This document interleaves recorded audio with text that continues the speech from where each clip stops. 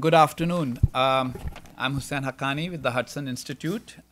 Welcome to today's event. It's a pleasure for me to introduce our speaker today, Dr. Ayesha Jalal, who is the director of the Center for South Asian and Indian Ocean Studies and the Mary Richardson Professor of History at Tufts University. Dr. Jalal has written several books, the most significant of which, at least in my humble opinion, are The State of Martial Rule, The Origins of Pakistan's Political Economy of Defense, and The Sole Spokesman, Jinnah, the Muslim League and the Demand for Pakistan, as well as the more recent Partisans of Allah, a Jihad in South Asia. Her latest book, which we are trying to get her to discuss and have been trying for a while, is The Struggle for Pakistan, a Muslim Homeland and Global Politics. It's a very recent book, and I thought that it would be really great to have Dr. Jalal, one of the best known historians, contemporary historians, to emerge out of my own country of birth, Pakistan.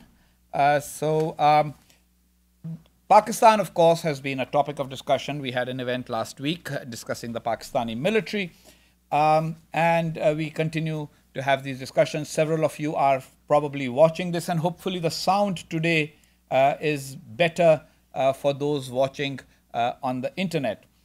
In The Struggle for Pakistan, Muslim Homeland and Global Politics, Dr. Jalal traces the contemporary politics of Pakistan since its inception in 1947. She writes, and I quote, "Pakistan is a visibly disturbed and divided nation. Its people are struggling to find an answer to the mother of all questions. What sort of a Pakistan do they want along a spectrum of choices, ranging from an orthodox religious state to a modern, enlightened one?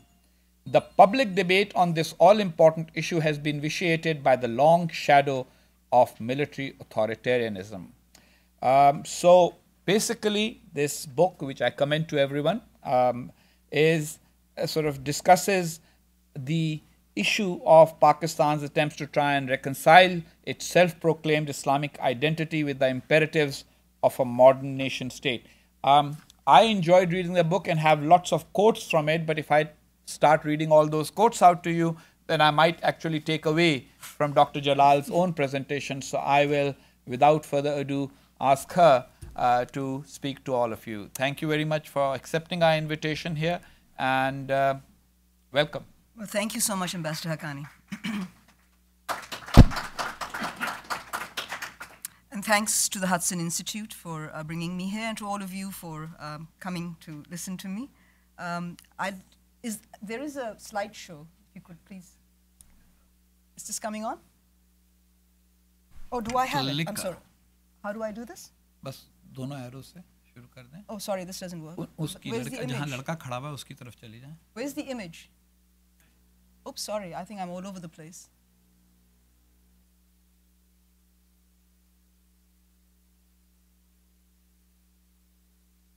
Hold on. Yeah. No, that's not. Where are the pictures? Can't be possible. Ah. No, wait a second, but we need to go back. Where is the first one? Oh, well, okay, fine. Without the picture, it was just the cover of the book. Why did I write the book? I think one of the reasons for writing this particular book, which is a work of, synthesis and some new materials, was to really counter the presentist turn that has crept into scholarship on Pakistan. And I think what was needed was a work of historical interpretation that was attentive to key shifts at the domestic, regional, and international levels. There's been a tendency in narratives on Pakistan to flatten out the history and argue that really a country that was created ostensibly in the name of religion, I say, but people think that it was created solely for the name of religion, could not but end up imploding the way that it has. And I think it's really important to correct that. And I'm sitting here with a man who wrote a very, very good book prior to his Magnificent Delusions, his earlier book, in which he also talked about the role of religion.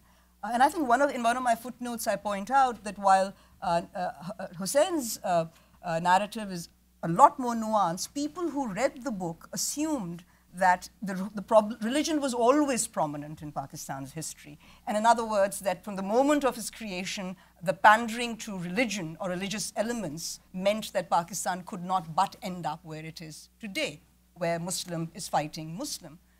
So I think that that's the flattening out of history I'm referring to.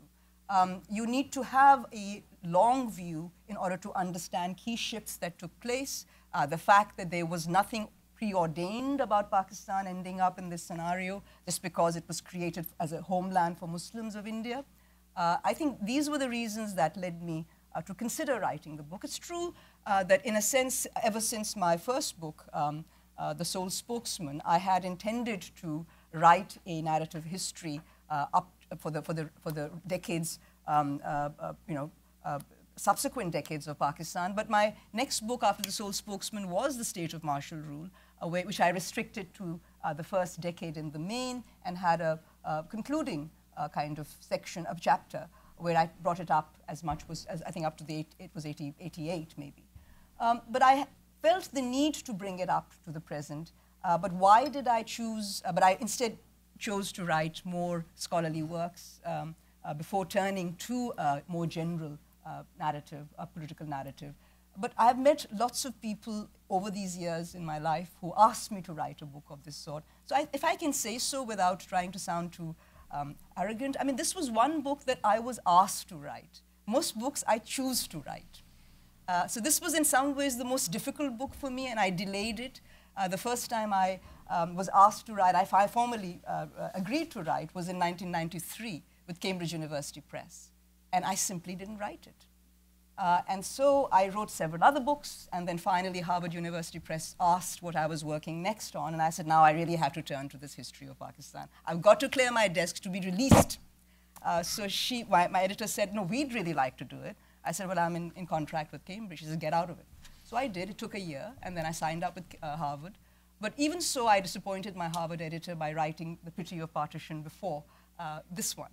But now I think after The Pity of Partition on Manto's Life and Times, the time had come. But it was not just the need to fulfill my obligations. I also felt that certain developments in Pakistan made this a good moment to write and to highlight the opportunities that were escaping people because Pakistan has been placed in one narrative.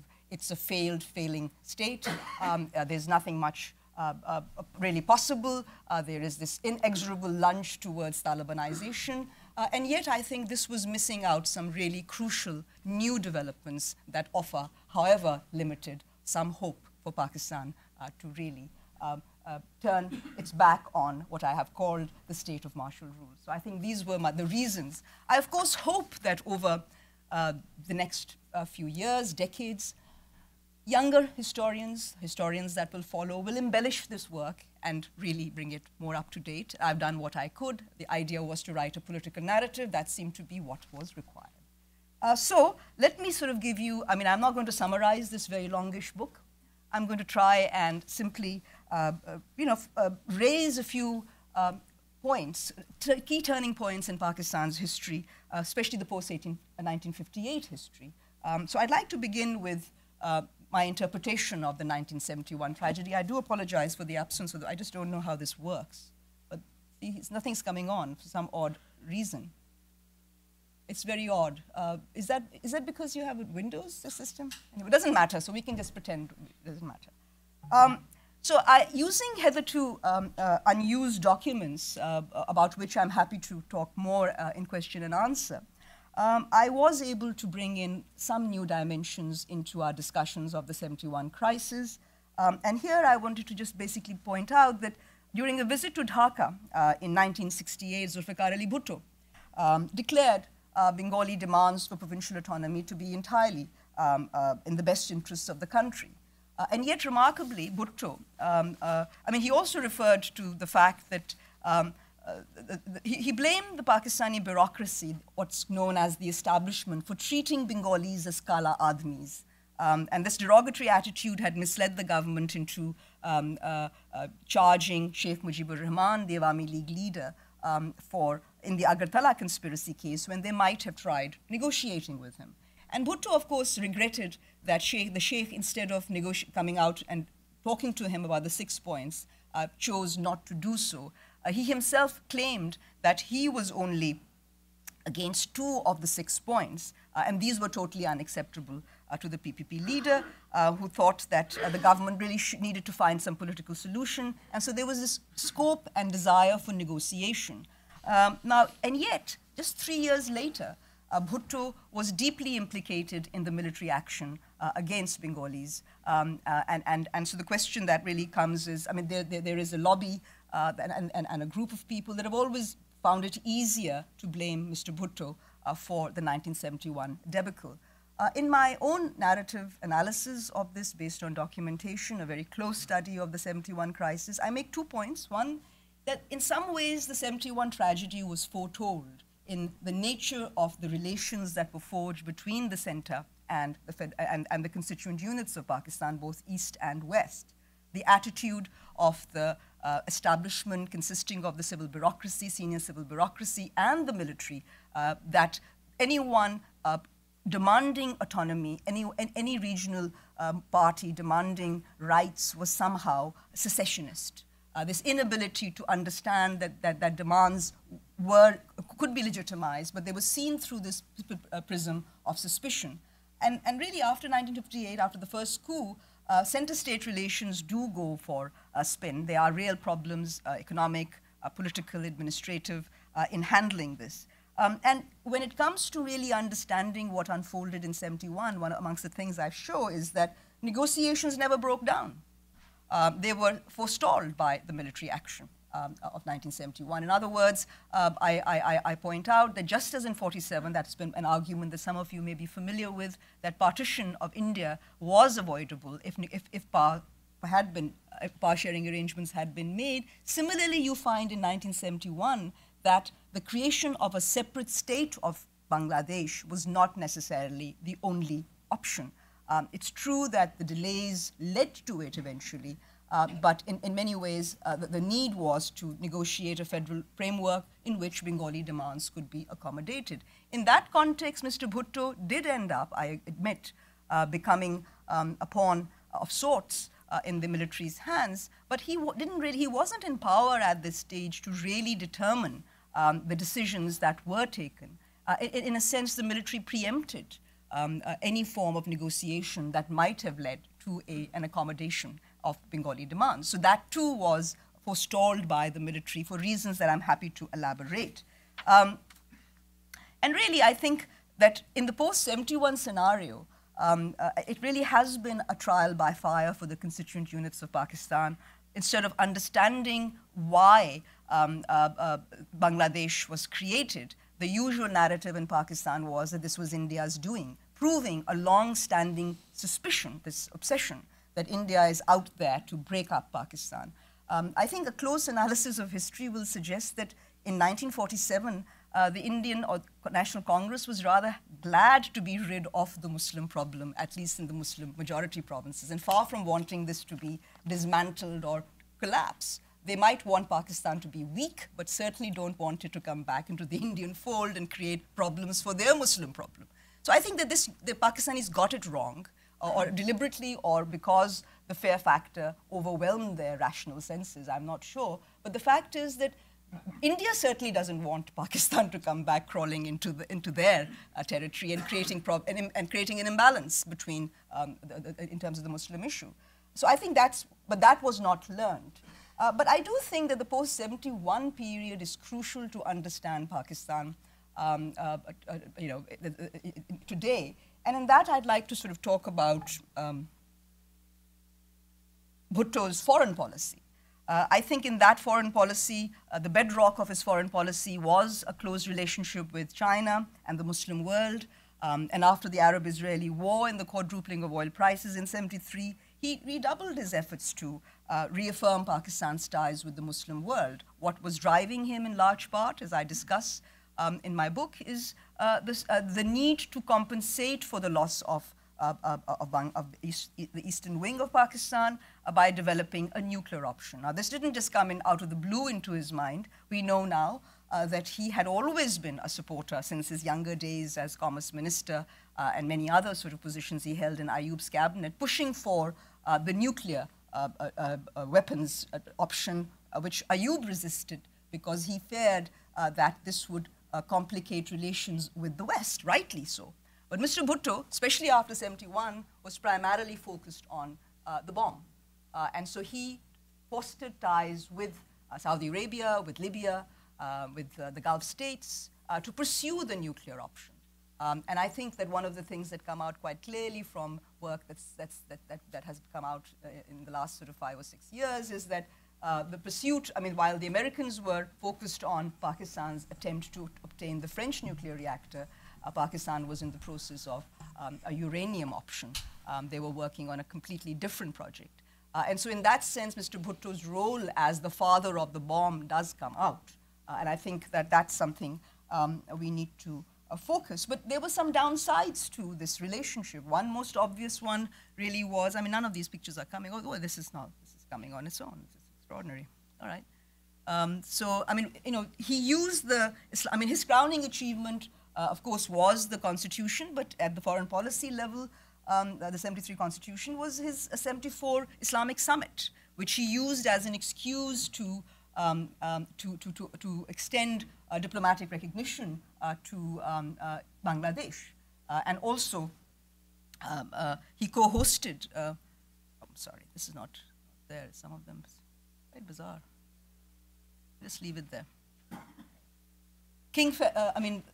Saudi Arabia, the Saudi ruler, Shah Faisal, he used the petrodollar windfall to not only seal a dominant position in the global order, but also influence Pakistan. And I think particularly important for Pakistan was the ability of the religious parties in Pakistan, the so-called religious parties, to get the Ahmadi minority declared a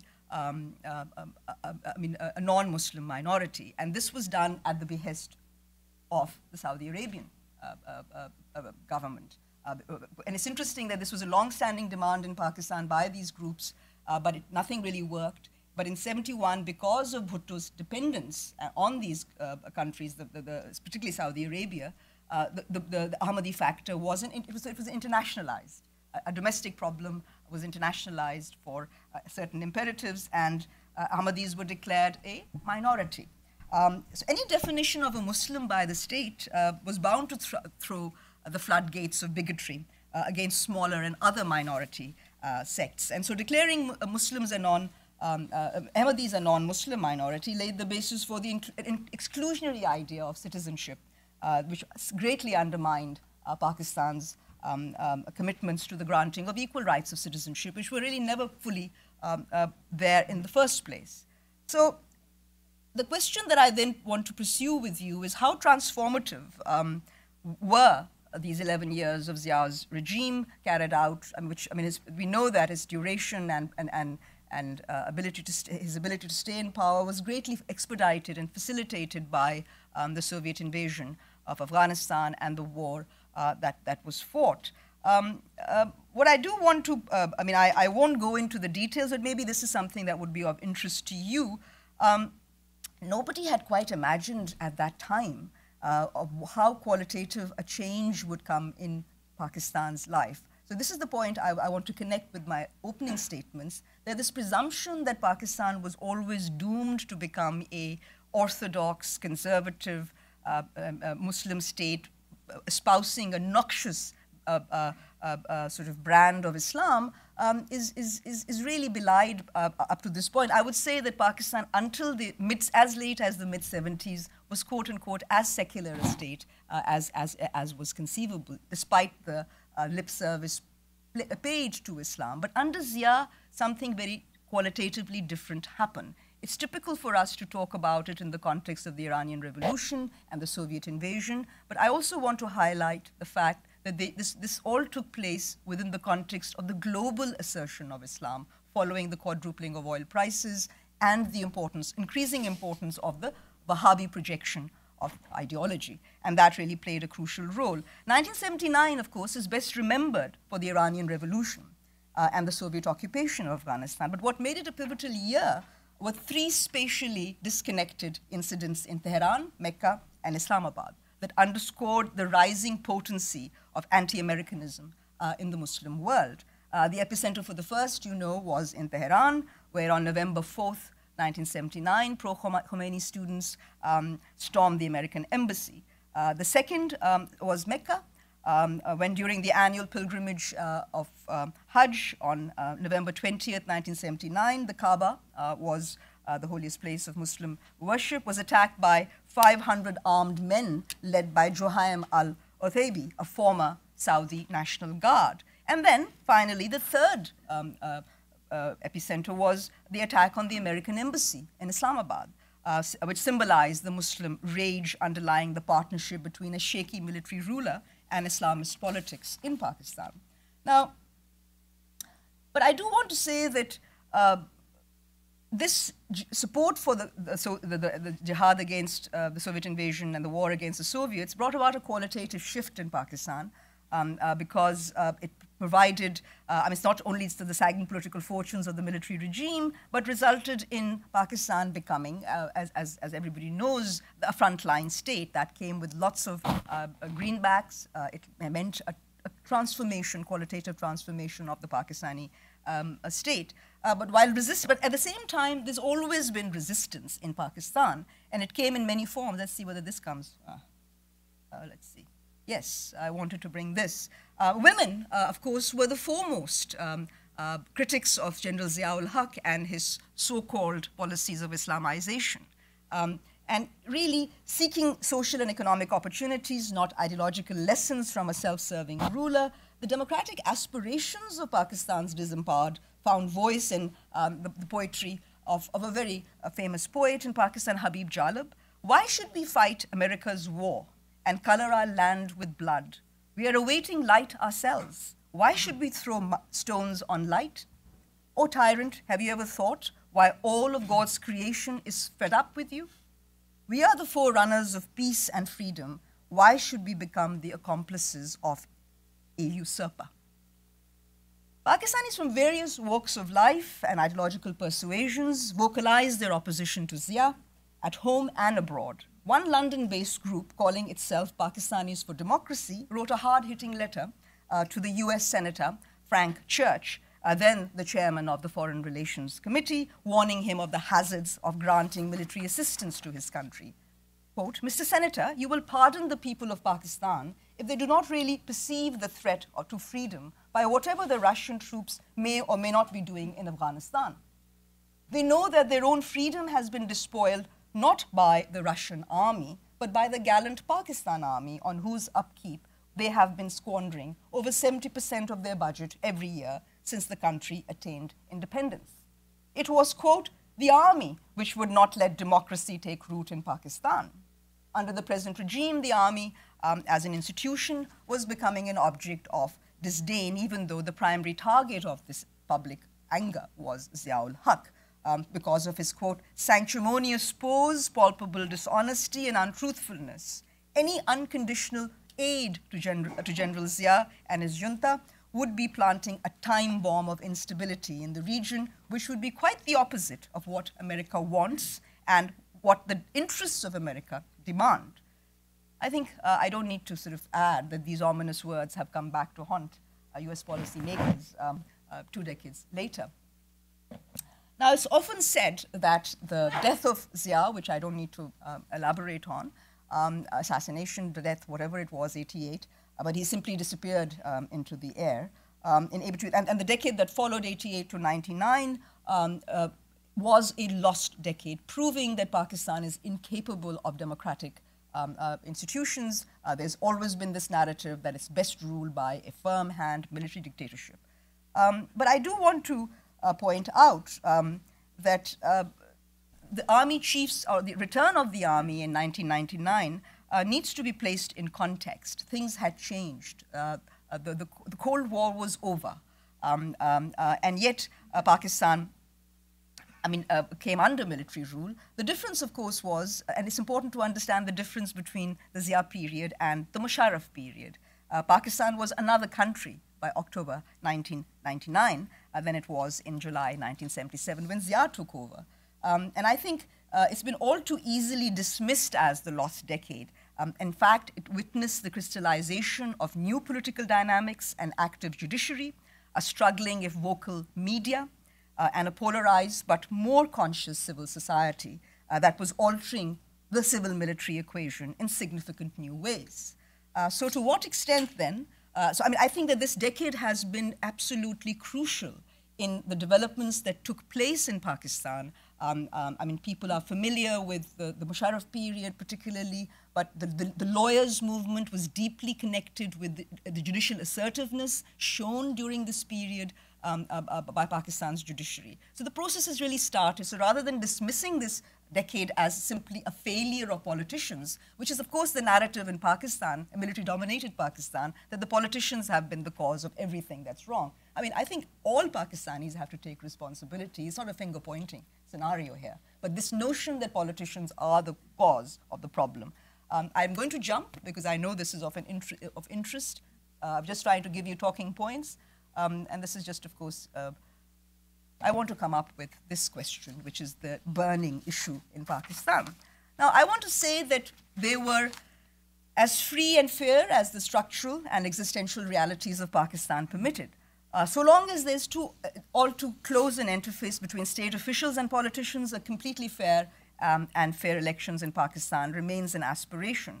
And I think that the important thing here is that the 2013 elections were an extraordinarily important landmark in the realization of a very important objective, which was the transition, constitutional democratic transition from one government to the other. People might think that this is not very important, but in Pakistan's long history, it is the first time that a democratic transition was made possible. In 2013. It cannot be dismissed as a non-event. The endorsement of democracy, that's the second really crucial point about the 2013 elections, in the face of Taliban terror, by the largest voter turnout in 4 decades, perhaps is the most encouraging sign of all that we can't ignore. Instead of the presidency and the military or the intelligence agencies, however, that conniving to manipulate the electoral process, as happened for much of that decade of 88 and 99, it was the outlawed TTP, Tehreek-e-Taliban Pakistan, that set the tone of the campaign by declaring democracy un-Islamic. Pamphlets articulating the Taliban point of view were circulated, and yet citizens came out in large numbers, dubbing the outgoing secular alliance consisting of the PPP, Pakistan People's Party, the Awami National Party, and the MQM as secular. The TTP targeted these parties with the result that they were not able to campaign as freely and for the first time there was an election where only the right wing was allowed to truly participate. But nevertheless, I think it's important to recognize that sorry, there's some photographs just disappeared. So,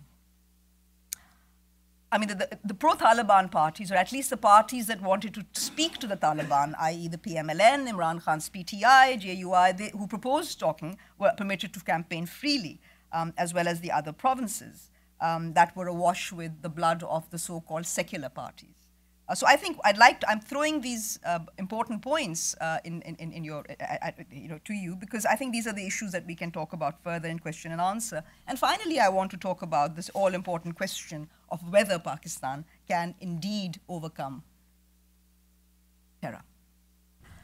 I think the future course of democracy in Pakistan is inextricably linked with its capacity for overcoming this issue of terror, both existentially and conceptually. For all its litany of woes, I will say, Pakistan is not likely to disappear from the map of the earth or the world in any great hurry.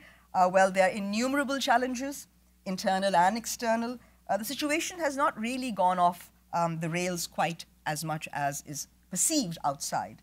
Power equations have changed, and Pakistan's state of martial rule is no longer in a position to exercise power without some combination of political parties to legitimize the arrangement. Unlike the short-lived Arab Spring of 2012, there have been several Pakistani springs fired by the emotive force of regionalism that have all too easily been dismissed as secessionist and delegitimized in the state-sponsored national narratives. If the political mainstream had accommodated regional demands and aspirations, not manipulated them to suit themselves, the curbs on military rule would have been far more effective than they have proven to be. Another military intervention at a time when parts of the country, as you're aware, are in the control of insurgents and criminal militias with links to serving and retired operatives of the military, of the state's intelligence agencies, can really bring the whole edifice crumbling down. Confining itself to the role of ultimate arbiter, it seems, would be the better part of valor for the army that has seen its prestige declining in direct proportion to the ground it has conceded to civilian militias created by its own intelligence agencies.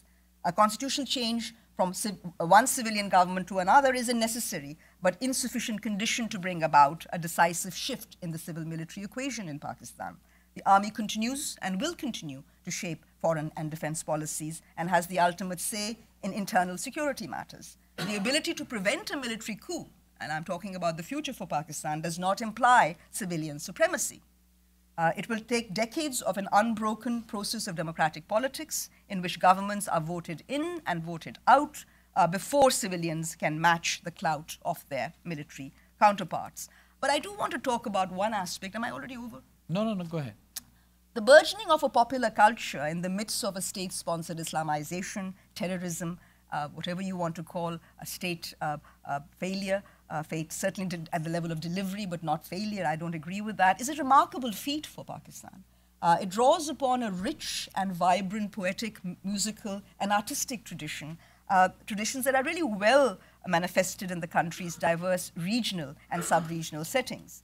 Decades of authoritarianism and state-sponsored nationalism have only strengthened the appeal of these regional counter-narratives and artistic productions. Creative engagements with the regional and transnational realms of cultural and intellectual production, facilitated by new technologies, are producing rich and innovative forms of artistic expression. Among the more noteworthy achievements in recent times has been the spectacular success of the extensively telecast Coke Studio session, where talented Pakistani musicians are sponsored by the soft drink US multinational to render scintillating new fusions of Pakistan's greatest folk and popular songs. The dazzling array of new directions in the contemporary art, literature, and music of Pakistan displays an ongoing tussle between an officially constructed ideology of nationalism and relatively autonomous and social, cultural, and cultural processes in the construction of a national culture. The contestation continues. While Pakistan cannot match the output of India's performing arts and robust commercial film industry, a number of its independent artists, musicians, and writers have been in the vanguard of creativity in the subcontinent as a whole. The contrast between collective failure and individual success is not a novel occurrence in an authoritarian state. But it is the lack of acknowledgement of this cultural renewal based on individual creativity that has consigned Pakistan to the ignoble status of being nothing but the instigator of global terror. That's all that Pakistan does. So I think that's a really major problem in terms of Pakistan's persona. Pakistanis have much to answer for this distorted image, but the course ahead will partly depend on the openness of the international community to their considerable achievements on other fronts, culturally particular. While the intensification of religious extremism has certainly left deep psychological scars, it has not been a one-dimensional process leading to the inevitable Talibanization of Pakistan, as some people assume. Violence in the name of religion has also prompted constantly throughout counter-narratives. There are many Pakistanis who object to the state's projection of an imported Saudi variant of Islam, and together with the military high command's strategic security paradigm has converted their country into a hub of extremism. This is amply evident in the musical, artistic, literary, and dramatic productions coming out of Pakistan, reflecting the politicization of the personal, that invariably accompanies the depoliticization of the public arena under authoritarian and semi-authoritarian regimes. If military dictatorships have not stunted the creative impulse, the unending waves of terror and counter-terror are being resisted through imaginative recourse in local, regional, as well as transnational idioms of a cosmopolitan humanism that celebrates rather than eliminates the fact of difference. These countervailing trends evoking peace and accommodation may appear inconsequential in comparison with the aggressive and exclusionary narratives on so-called jihad and Muslim identity that have enjoyed state support over at least 3 decades or more. But the misery and human degradation that has sprung from the effects of external wars in Pakistani soil have been an equally powerful factor in the rising popular interest in the rich cultural repertoire of the country's mystical traditions. These conflicting dynamics of moderation versus extremism signify the battle for the soul of Pakistan that continues to be waged on several fronts, imperceptibly and inconclusively. If Pakistanis continue conflating the teachings of their religion with the methods and ideology of the militants and turn a blind eye to the threat the Taliban pose and other militants pose to individual and collective security, overcoming terror will remain an unrealizable dream. Yet the dream exists and is being expressed in Pakistan's literature, music, and arts. Now, I think the last point, if I'm allowed to say so, it's not going to be easy for Pakistanis to learn to live with the shortcomings of their chosen representatives without losing faith in the democratic process. I mean, this will not come easily, especially in a context where there have been narratives, anti-political narratives, anti-politician narratives. If there's one thing, however, I'd like to say that Pakistan can take away from Egypt's experience since 2011, it is that there is a world of difference between an ineffective government that can at least be voted out from office and an abject failure of democratic processes which military interventions unvaryingly signify. Understanding this subtle and crucial distinction, which of course is there in their own history, Pakistani history, may hold the key to Pakistan's release from interminable cycles of military authoritarianism and trigger the beginnings of a long but arduous journey towards a functioning democracy. After eluding Pakistan for over 6 decades, democracy is coming to be recognized by increasingly large sections of society in all the provinces of Pakistan as the perhaps remaining salve, however ineffective it may be in the initial stages, that may relieve the extreme stresses that have been caused by repeated abortion of political processes and military rule. It is a hope that I think has to be seized upon so that Pakistan can provide its long-suffering people with a reasonable chance to realize their thwarted aspirations. In the process, this might result in laying the foundation, the basis for a new and more robust federal union based on mutual respect and accommodation among the different constituent units. Being played out in the vortex of global politics, the battle for the soul of Pakistan does not yet have a clear winner. The citizens of Muhammad Ali Jinnah's Muslim homeland have a voice still in determining its future. Thank you very much. Before I open the discussion to questions from the audience, let me sort of pose a question to get the discussion sort of moving. You emphasized a lot on the creativity of the Pakistani people, the forward movement in the arts, literature, culture. What would you say to somebody who turns around and says, well, that creativity would still be there if there was no Pakistani state, if there was a Baluchistan, if there was a Sindh, if there was a rump Punjabi Muslim state, and if the Pashtuns joined Afghanistan in a greater Pashtunistan? What you're talking about are all hopeful signs about people. The state of Pakistan, which is only 67 years old, still remains sort of, in a situation where a huge question mark looms over that. And that is the one question I think that is not answered by your presentation, because the state, I mean, like, for example, Slovene culture survives the end of Yugoslavia. Bosnian culture endures.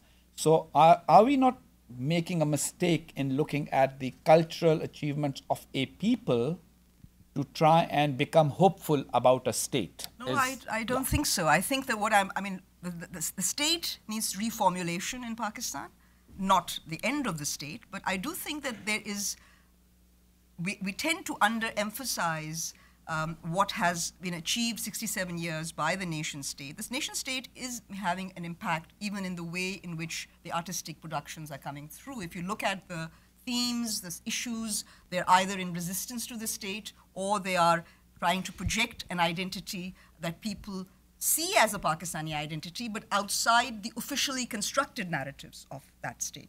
So I think that people are aware that the state as it is presently constituted between civil-military, the civil-military imbalance, that needs to be changed. But I think that to say that this could still happen without a Pakistan, I think is different. I don't think that one could say that, countries, as a country, there is a sense of identity that has emerged in 67 years, and much more so in more recent times than at an earlier stage. I do think that if you look at the artistic productions, there's a self-conscious attempt by people, even those operating in a transnational realm, to project their identity as well as Pakistanis. So I don't think you can write off Pakistan, but what the idea of Pakistan will be, is and continues to be, is a process for the people to make. It is not for one institution to make. I think that is what I'm talking about, that contestation is important, and the only way this is going to come to the forefront is if you allow the democratic process to continue, however inadequate it is, whatever the problems are, but you cannot stop it, because that will only lead to a crumbling edifice. Whereas I think the state needs reformulation within discussions, and I think that in the last decade or so, we have seen that the politicians have finally understood the limits of power. And what democracy is to understand the limits of your power. That and negotiate and compromise. I think these are important things to seize upon, together with the broader expectation and hope. These people are not sort of anti-Pakistan like the TTP or whatever. These people want the state to begin delivering. The state in Pakistan is constantly presented as failed or failing. But the interesting thing, as I pointed out, is that people are actually still going to these non-delivering government institutions. If you look at the situation in Sindh or in Balochistan, the petitions are still going to government offices. The people still want the government to function. So I don't think that we can assume that because there's so many issues, Pakistan is over, and these are too insignificant, and they could exist even as a Sindh or a Balochistan or a completely fragmented Pakistan. I do think that those 67 years have mattered. Okay. Questions from the audience? We have, why don't you bring the mic to this side, Devin, first? Right here. First question. Absolutely. Thank you. Very interesting presentation. To bring it, I suppose, to a more nuts and bolts level, it was very gratifying to see the pleasure that was taken with the democratic elections in 2013, and yet it seemed somewhat unusual that the same person who had been deposed years before, Sharif, accused of all sorts of corruption, was viewed instead as the savior. I know that although he certainly claimed to have changed, and I know there have been protests, I don't know how well grounded. What's your view of how he's been doing since the election? Thank you. Thank you very much. Well, I do think that Mian Nawaz Sharif carries some baggage. He has certain attitudes and styles of governance. And he's had a very slow and lazy kind of a start to his regime. I think that he was not paying adequate attention to certain issues. And I think that has, especially the sort of charges of rigging, I think that this notion that the elections were massively rigged remain unproven, of course. But the fact is that by creating that impression, you have created a scenario where governments in Pakistan can't govern. They're more busy trying to just survive, right? And this has been a tragedy for Pakistan, and I think the focus really needs to turn now also to the opposition and its responsibilities. I do think that in the previous regime, we did learn thanks to the PMLN itself. I mean, I think that the achievements of the PPP government are somewhat ignored. I mean, I'm not saying there were many problems of governance, I don't deny that. But at least the opposition knew, Mia Nawaz Sharif knew, that if he pushed too hard, it would only invite the military. And so I think that was a positive thing. Now, with Imran Khan's dharnas and his protests, I'll say two things. One is that his case is unproven, that the whole election was rigged. I think that there were 4 or 5 constituencies where there were problems. Those need to be discussed. And the problem of elections in Pakistan is much more complex because we have a partisan bureaucracy. You do not have a non-partisan bureaucracy. So bureaucracies are going to be crucial in terms of delivering a free and fair vote. What I will say, however, in Imran's, to his credit, and also that cleric, is that they have captured the imagination of the people of Pakistan who want delivery. They want solutions for energy, which Mia Nawaz Sharif's government is deemed to not have provided fast enough.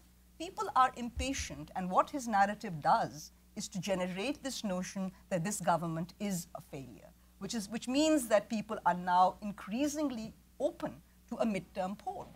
So I do think that you need to see that Mia Nawaz Sharif comes in a scenario with a strong mandate, but the opposition is unwilling to accept his mandate, which results in a scenario, and because of his own ability to sort of change his style and be more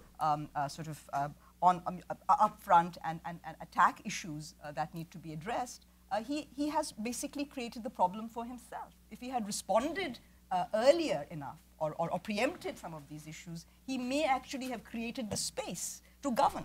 Instead, he is back in the same scenario on the defensive and therefore cannot govern to the satisfaction of the citizen. He cannot deliver.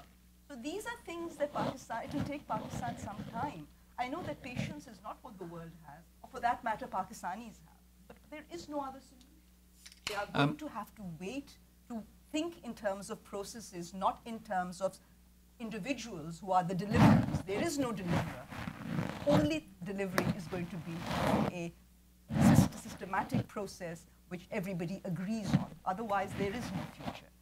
This notion, if we were to follow Imran Khan's principle, then anyone can get up at any time and say this election is rigged. Nobody will have to. All you need to do is get some containers and stand outside Parliament House. So we need processes in place on which there is agreement. The Pakistanis can disagree, but at least agree on the methods of that. That's the problem in the country. I don't know whether that answers your question. So I do think Mia Nawaz Sharif has some answering to do. I'm happy to sort of discuss the Musharraf case, which I think was a trigger to the timing of the strikes and the protests as well. I think that is a civil-military issue that is pretty sort of problematic. The military is not happy with the Prime Minister, who seems to want to make an example of Musharraf. So I think that has also been a problem with him. So his priorities, I would question the sort of rapidity with which he can answer the needs of the people. And the fact that he's losing that support because the people there's something in what the opposition is saying that is beginning to find resonance in people's own lack of satisfaction with the government. That answers. Yes, question at the back. Good morning. This question is about the coming home of Prime Minister Benazir Bhutto. Do you think if she did not decide to come back to Pakistan and be assassinated eventually, do you think this has changed the political situation in Pakistan by just staying in the UK and working as an outside force and at the same time having her people work there in Pakistan? And do you think her decision to come back home to Pakistan is right or wrong? Thank you.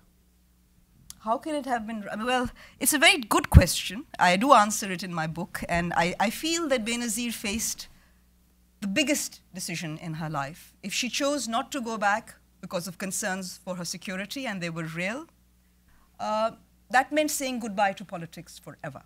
She had very successfully, and Husain knows this better than anybody, had very successfully run the PPP from long distance. But there came a moment when she couldn't do it any longer. She had to go back or give up. And so I think that when you say that she made a mistake. I think she underestimated how much Pakistan had changed. She still, on the campaign route, wanted to get off and have fruit on the bazaars, and people had to say, no, you can't do this. So she came back, and it was a decision that I think, if any one of us could have to make that decision. Either you give up your political life and sit back and retire and write your memoirs, or you go back and face the music, and I think she took the decision. I know that she couldn't look her loved ones in the eye afterwards, but she made the decision. I can't really say, I'm trying to say that it was a difficult decision that she took. But we all hoped against hope that there would be protection for her, and I think that's another story of why that protection was not forthcoming. Hi. I was just wondering, do you have any comments on Pakistan's educational curriculum and what role that plays in shaping Islamic national identity and how it will play into the future of the nation? Yes, I have written on this, on the curriculum, the history curriculum. I have lots to say on the history curriculum. I think it's very crucial. I think a good example of how serious the matter is a more recent event in the KPK, where Imran Khan's government is in coalition with the Jamaat-e-Islami, where the Jamaat-e-Islami is insistent that the textbooks take out photographs of Christmas cakes and because they are Christian symbols. Now, I think this is the whole problem. As it is, they are, the unwillingness to acknowledge the diversity that is there, despite being a majority Muslim state, reflects what our children are being taught there, what the children are being taught there. So as a result, I do think that educational reforms are vital. On the other hand, you have to appreciate the political economy of educational reforms. It's a whole narrative there. Who does the textbooks? What is in the textbooks? These are political decisions. So I think that this has been, but the awareness is very much there again, and there have been people, many people who have been focusing on this subject and fighting. But until the government displays the political will, this is not likely to happen. I think that that is one of the major areas that needs to be foregrounded. Question there. Yeah, let the young lady have it first and then. Hello, thank you for your discussion. My name is Khadija Qamar, and my question to you is, if you had 5 minutes to speak into the ear of Nawaz Sharif, what are 3 top priorities that you would recommend that he take up in the next 6 months? Very, very good question. My number 1 issue would be that he has to begin to treat the bureaucracy like a bureaucracy, not as a personal, he works with favorites, right? So the bureaucracy has to function. And I think you need to function 24 hours. Pakistan needs, in the next sort of 20 years, a government that works, if not 24 hours, then certainly 20 hours a day for the problems. And they're just simply not getting addressed. If the Prime Minister doesn't set the example, the bureaucracy will not either. If he chooses to work with only a few people, the rest of the bureaucracy just collapses as well. So that would be my first issue. The second issue would be on security, because you need the bureaucracy to sort out this mess. The bureaucracy is crucial in Pakistan. And I think some of you, it's a good discussion, but I still think that reforms within the bureaucracy and a change of ethos would go a long way to address even the security challenge in Pakistan. Because with the administrative bureaucracy, I include partly their relations with the police. The bureaucrats are still very crucial in Pakistan. So these would be the 2 things I would examine. And I think facing the militant question in the face and stop making distinctions between good and bad militants is what I would propose. The third is obvious. Is the economic regeneration. That has to be prioritized, but that can only happen if you do the other 2. You do need these things. I would focus on those 3 issues for now. And well, as far as that good and bad might exist, the only category in Pakistan where there is no good is politicians, according to the military. They are all bad. Otherwise, corrupt, as far as the corrupt, bad and corrupt, as far as that's the narrative that the lady was going by.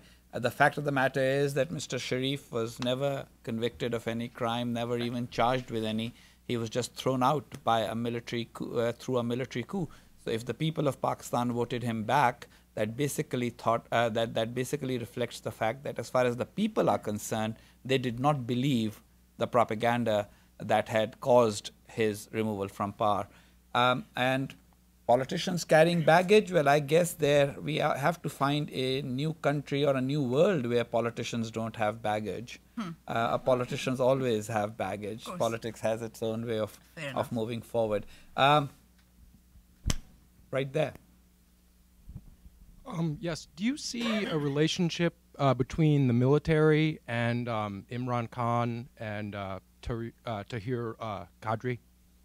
Sorry, a relationship between the military? Right. Is there a connection the military and Imran Khan and Tahir al-Qadri? Look, I don't see a formal relationship, but in Pakistan everybody talks. And so whether they are sort of messages and attitudes. As I said, I mean, I do think that the Musharraf trial has been a sore point between the civilians and the military. And I think that there is a sense in the military that Mr. Nawaz Sharif didn't live up to his promise, which was that he would be convicted and then let go of. But that hasn't happened. Whether in that context, I do see that played a role in conversations. I don't see a formal linkage at all between the current army chief and Imran Khan as such. But you know, there is a context in which these demonstrations have to be seen. There were obviously Imran's own personal concerns with the rigging issue and the style of governance that both at the federal level and also in Punjab. There was, I mean, the terrible event that took place, the Model Town event, played a very crucial role. Everybody got on that. I mean, and you know, you can't expect the army not to be involved at some level. But I don't think that there is necessarily an attempt to sort of, you know, force out the government. And Imran is not he's not something that the army can bank on. Imran cannot be relied upon by the army, in my view, because he'll do what he wants to do. He's not going to be dictated to by the army beyond a certain point. But I have a question to add to that. Yeah. I mean, Imran got a significant number of seats. He did so well. He wouldn't be satisfied with that? But the question is, he never attended parliament. That's right. Like, he Exactly. just showed up for his swearing in as a member of parliament, and after that never showed up in parliament. So the very fact that he did not want to play the role of the parliamentary opposition basically makes one wonder about, you know, your whole argument is that Pakistan is moving towards a democratic consensus. Shouldn't he, and then Mr. Tahir al-Qadri and his party didn't even contest the election.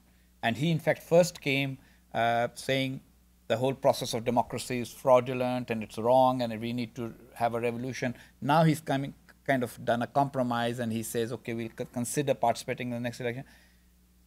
Isn't there like a split between those political forces in Pakistan that accept the fact that you get elected, you run the government if you have a majority, you sit in parliament and oppose if you're a minority, and those who still think that the total order needs restructuring? And isn't it also a reality that by and large the military's narrative as an institution favors those who say this parliamentary system is not what we really need to restructure everything? So in that sense, there is if not a shall we say, a control mechanism, definitely an inspiration that is shared between Imran Khan, Tahir al-Qadri and the military. Yeah, I would only contextualize what you're saying. I think Imran really believed, he had a dream that he had won.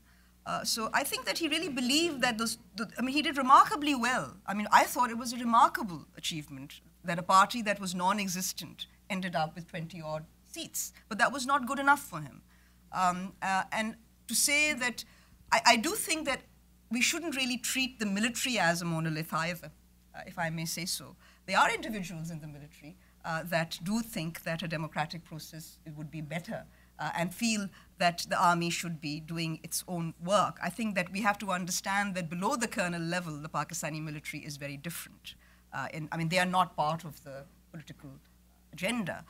So I think that there are those voices, but what you are saying is absolutely right. I mean, Imran is in a hurry. He wants to come into power. And that is the problem that I was referring to early, that The only hope for Pakistan is to agree on the process. And Imran's insistence on undermining Parliament, the one institution that made him possible, is completely bewildering. Now, whether he's taking his instructions from the military, I kind of doubt that. I think he's doing it because he really wants to come in a hurry. And I think that's what I mean, that the process is not respected. People who are not beneficiary of the process want to undermine the process. This has been the problem with Pakistan, and there the military has taken advantage of that. But I do think that if you say that the military trusts Imran completely, I don't agree with that. I think the military would be very wary of Imran in power, because Imran will do exactly what he wants to do. Right here first.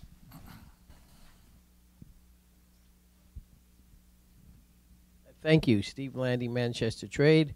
As someone who doesn't live Pakistan, this has been really interesting, and thank you so much for your insights. I have a question. In your speech, you just said, and you know the anti-Americanism. And I'm saying to myself, okay, why?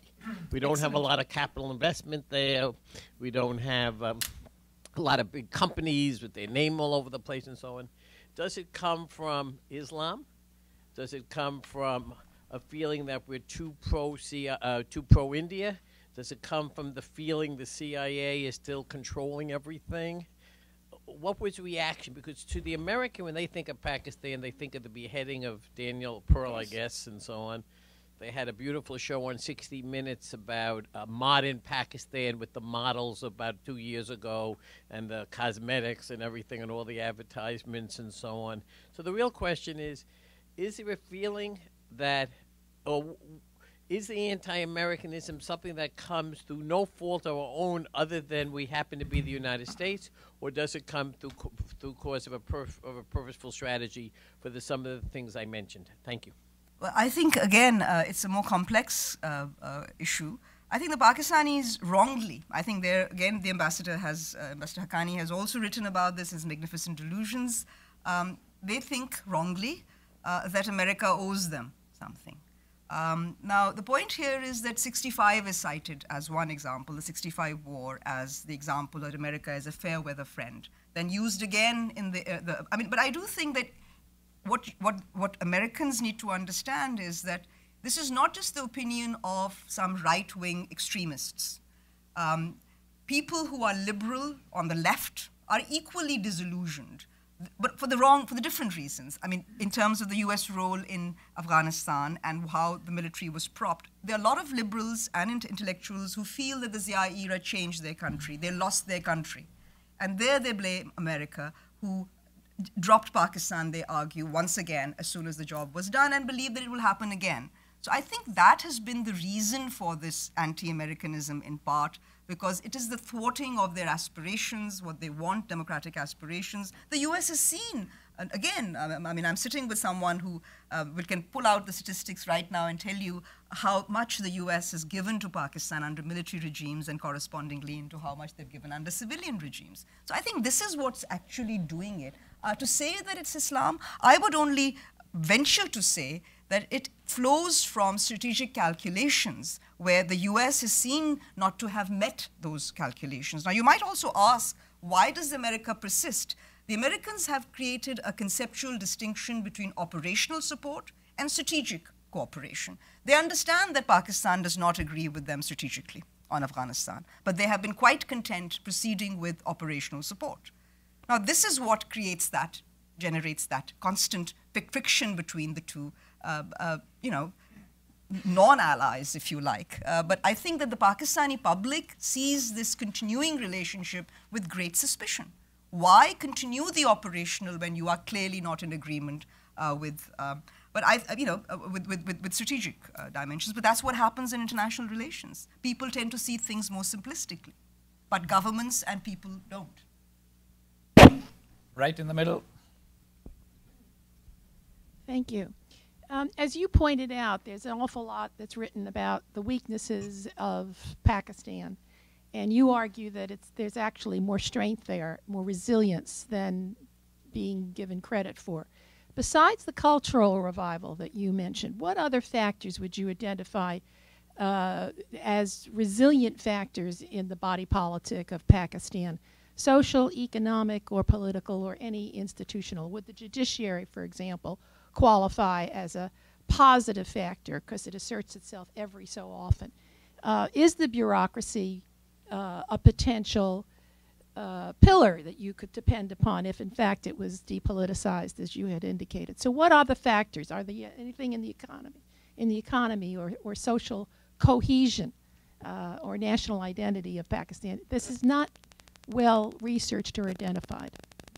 Again, a very good question. I can say that one of the things that I constantly find in Pakistan as a general proposition is the desire for people for Pakistan to do well. They really are desperate to see some good news come from Pakistan.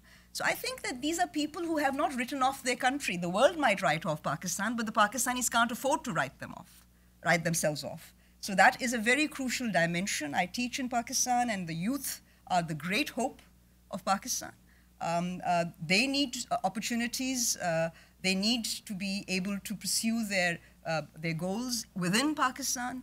And I think those economic aspects are, I mean, obviously the government has to revive the economy. I mean, I think those are the great problems that Pakistan continues to face.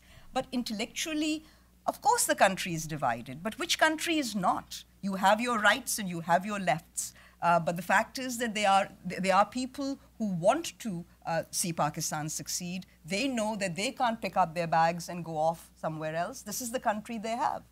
So I think that there is a problem in not understanding that there may be a structural problem in the nature of the state in Pakistan. I've tried to focus on the federal, I mean, amongst the many things, civil, military, but also the federal equation.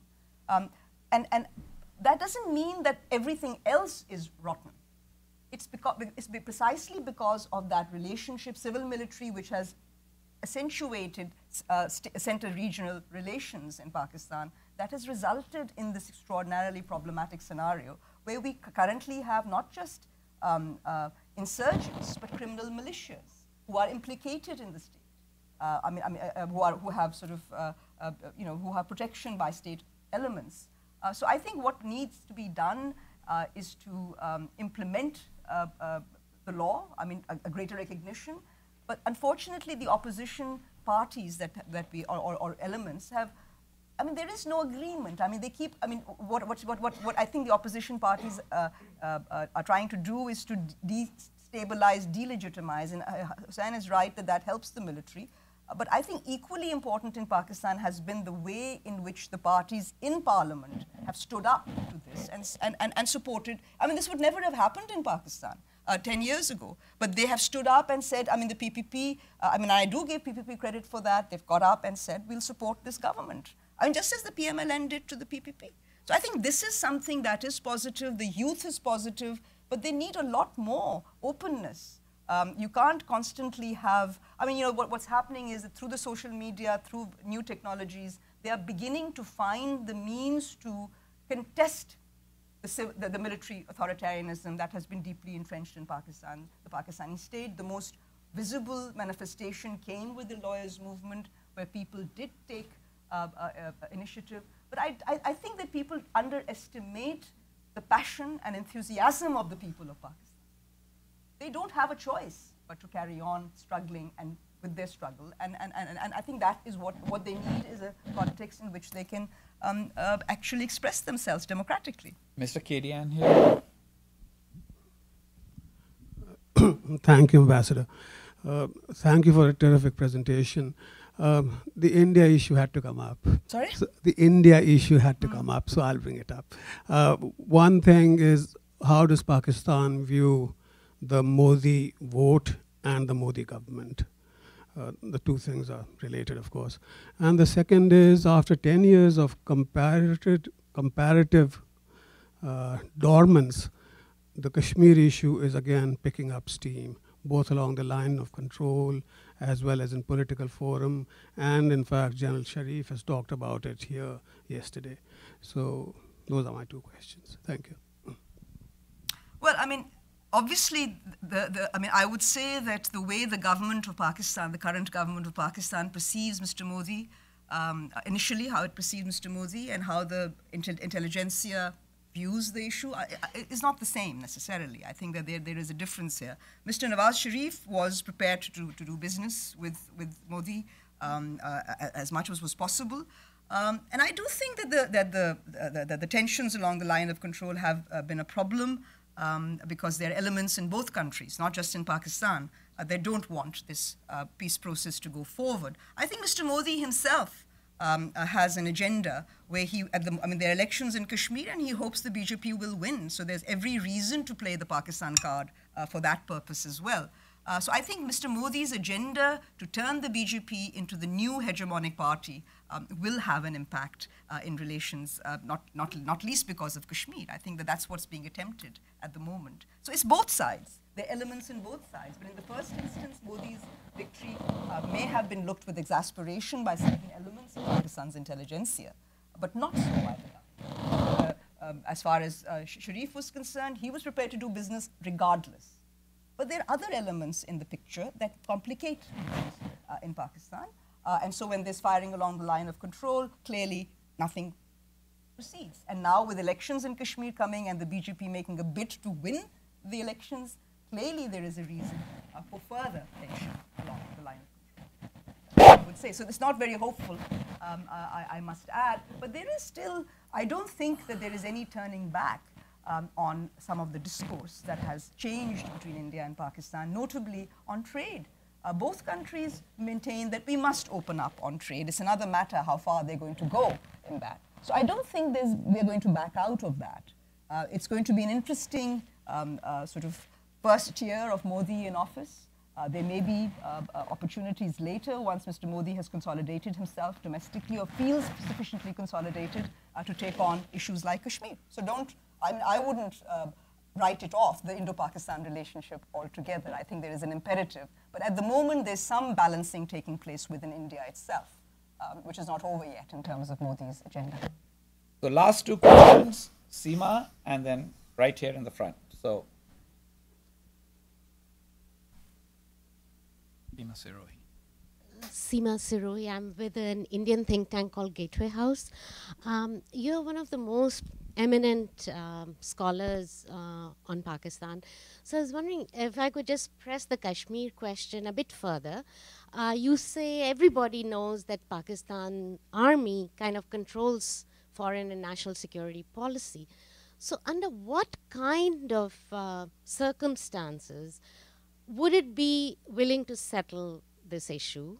In India, there is a change, and a strong party is probably more able to settle the issues. So I would say the signs in India are better than they were before, even though Modi may not be perceived as the right person in Pakistan. The second question I had was on blasphemy laws. I mean, in your presentation, you sound more hopeful than I've heard many liberal Pakistanis to be lately about the state of the civil society. And, you know, theater and films, that's all very well, but the number of Pakistanis who are liberal are kind of escaping the country, and that segment is getting thinner and thinner. Recently, a Christian couple was burnt to death, and like, you know, I wonder how you think they can fight back this really narrow segment.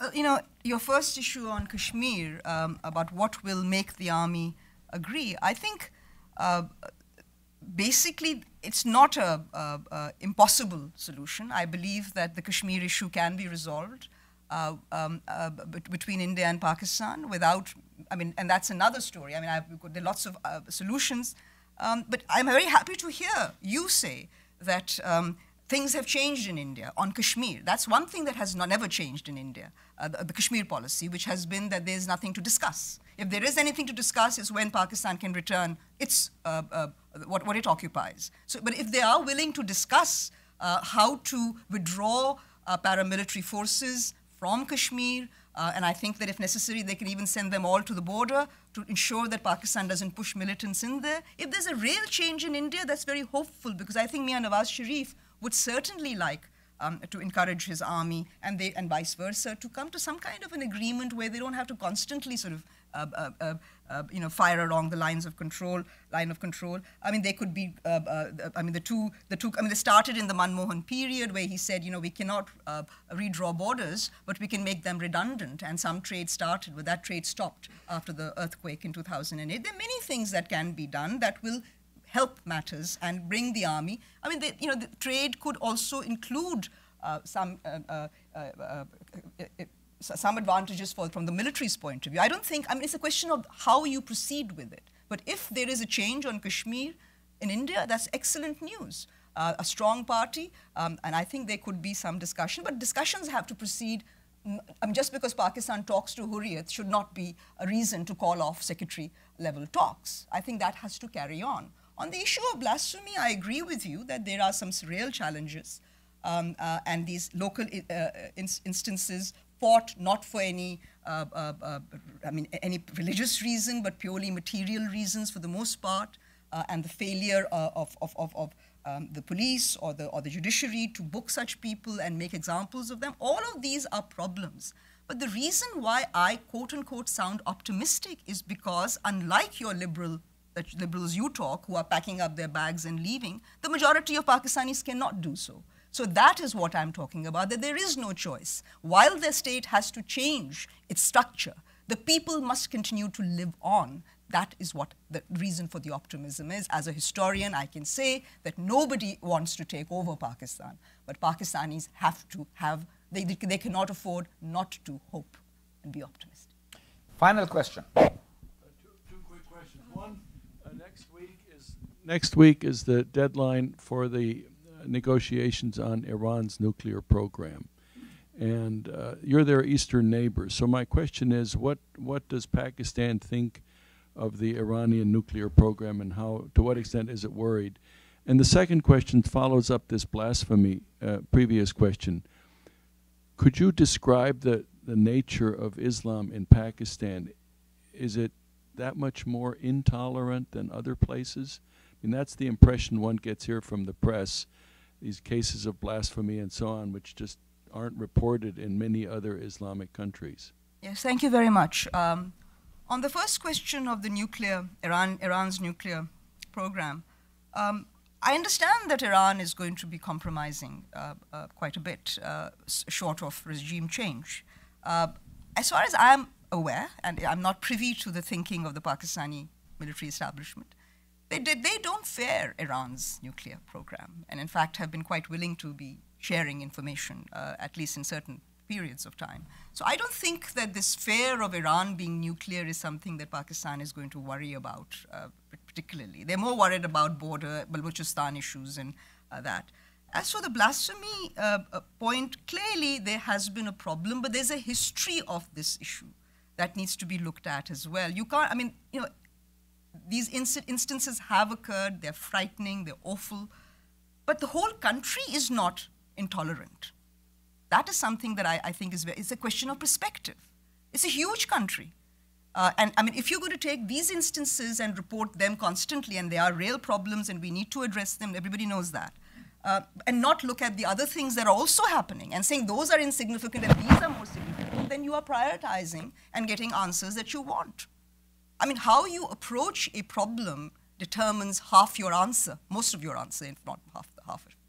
So I think it's the attitude and the perspective. In writing this book, I've tried to bring perspective.